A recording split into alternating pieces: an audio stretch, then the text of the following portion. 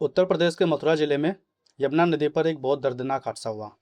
यहाँ श्रद्धालुओं से भरी एक स्टीमर पलट गई। इस हादसे पे अब तक 10 लोगों की मौत हो चुकी है। कई लोग घायल हैं और कुछ लोग अभी भी लापता बताए जा रहे हैं। मरने वाले सभी लोग पंजाब से बांके बिहारी मंदिर के दर्शन के लिए आए थे। दर्शन के बाद ये श्रद्धालु स्टीमर में बैठकर यमुना नदी की सैर कर रहे थे। सभी भक्ति में डूबे हुए थे, राधे राधे का नाम जप कर रहे थे। किसे पता था यह सफ़र उनका आखिरी सफ़र बन जाएगा। बताया जा रहा है कि यह स्टीमर फीफा ब्रिज से टकराकर गई और टक्कर के बाद संतुलन बिगड़ गया, जिससे नाव पलट गई। रेस्क्यू टीम ने 22 लोगों को बचा लिया, लेकिन 10 लोगों को नहीं बचा पाए।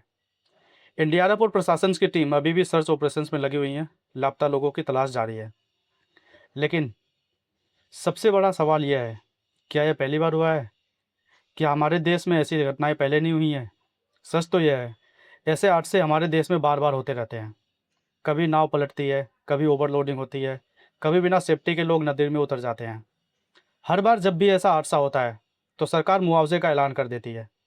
इस बार भी यही हुआ। मरने वाले के परिवार को 2-2 लाख दिए जाएंगे। लेकिन सच बताइए, क्या 2 लाख से किसी का बेटा, किसी का पति या किसी की बेटी वापस आ सकती है? असल मुद्दा मुआवजे का नहीं है। असल मुद्दा है हम ऐसे हादसे को रोक पाने में सक्षम क्यों नहीं हैं। हमारे देश में एनडीआरएफ जैसी बड़ी ताकतवर फोर्स है, लेकिन क्या फोर्स सिर्फ हादसे के बाद ही काम आती है? क्या यह मुमकिन नहीं है कि मथुरा, अयोध्या, वाराणसी जैसे बड़े धार्मिक स्थल पे कुछ टीमें हमेशा तैनात रहे? और एक बड़ा सवाल, क्या कोई ये देखने वाला नहीं है कि नदी में जो नाव चल रही है उसका कोई लाइसेंस है कि नहीं है? नाव चलाने वाले को कोई ट्रेनिंग है या नहीं है? नाव में ज़रूरत से ज़्यादा लोग बैठे हैं या नहीं बैठे हैं? और सबसे ज़रूरी सवाल, क्या हर यात्री के पास लाइफ जैकेट थी? हकीकत यह है, ज़्यादातर जगहों पर पूछने वाला कोई नहीं है। न नाव की ठीक से जांच होती है, ना सेफ्टी नियमों का पालन। बस पैसे कमाने की जल्दी होती है और यात्रियों की जान खतरे में डाल दी जाती है।